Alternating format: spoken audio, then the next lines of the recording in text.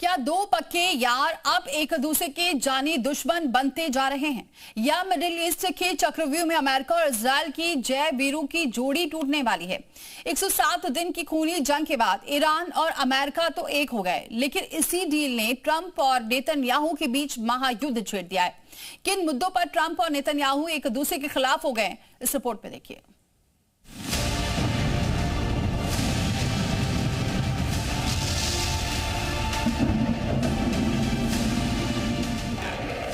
Middle east में पिछले 107 दिनों तक जो बारूदी खेल चला उसे पूरी दुनिया ने देखा। तबाही ऐसी कि ईरान के सैन्य ठिकाने खंडहर बन गए, खार्क आइलैंड तहस नहस हो गया और हॉर्मुज स्ट्रेट की नाकेबंदी हो गई। नुकसान अमेरिका को भी हुआ। खाड़ी देशों में बने उसके एयरबेस पर हमले हुए, लेकिन ठीक 107 दिन बाद वॉशिंगटन और तेहरान से एक ऐसी खबर आई जिसने सबको चौंका दिया।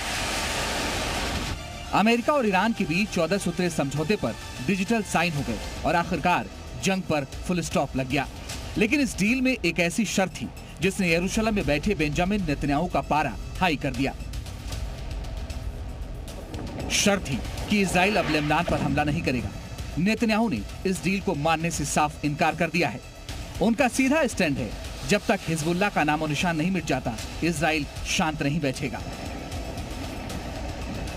इजराइल के इस अड़ियल रुख ने डोनाल्ड ट्रंप को आग बबूला कर दिया है। दोस्ती में ऐसी दरार पड़ी है जिसे भरना अब नामुमकिन लग रहा है। ट्रंप ने नेतन्याहू को उनकी हैसियत याद दिलाते हुए कह दिया है कि अगर अमेरिकी ढाल नहीं होती तो इजराइल का वजूद मिट चुका होता।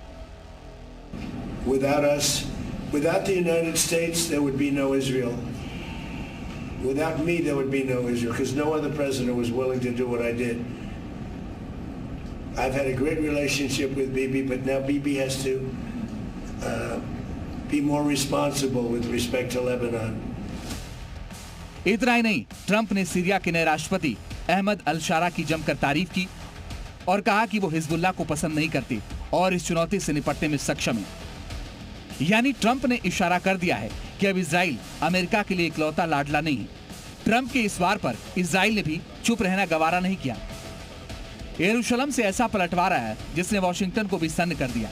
इजराइल ने दो टूक कह दिया कि अगर ट्रंप का ये सोचना है कि बिना अमेरिका के इजराइल नहीं होता, तो अमेरिका भी ये कान खोलकर सुन ले कि बिना इजराइल के मिडिल ईस्ट में अमेरिका का भी कोई वजूद नहीं होता।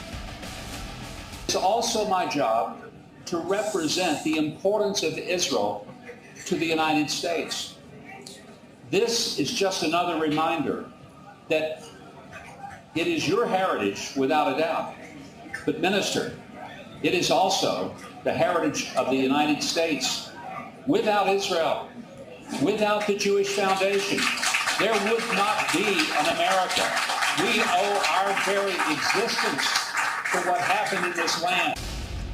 ट्रंप की चेतावनी एक तरफ और नेतन्याहू का एक्शन दूसरी तरफ। इजराइल ने दक्षिणी लेबनान में हमलों की रफ्तार और तेज कर दी है। लेबनान की सरकारी न्यूज एजेंसी के मुताबिक इजरायली ड्रोन्स ने नबातिये जिले के मायफादौन टाउन स्क्वायर को निशाना बनाकर लगातार 3 स्ट्राइक की। हद्दाथा इलाके में इजरायली सेना ने साउंड बम गिराए, जिससे चारों तरफ दहशत फैल गई और कई लोग घायल हो गए। इजराइल की वायुसेना पिछले कई हफ्तों से इस पूरे इलाके को शमशान बनाने पर तुली है। इधर अमेरिका से डील पक्की करने के बाद अब ईरान पूरी दुनिया के सामने विक्टिम कार्ड खेल रहा है। ईरान ने लेबनान समेत सभी मोर्चे पर युद्ध को तुरंत रोकने की मांग की। ईरान के संसद स्पीकर मोहम्मद बागेर गालिबाफ ने दो टूक कहा है कि संघर्ष का अंत सिर्फ ईरान तक सीमित नहीं रहना चाहिए।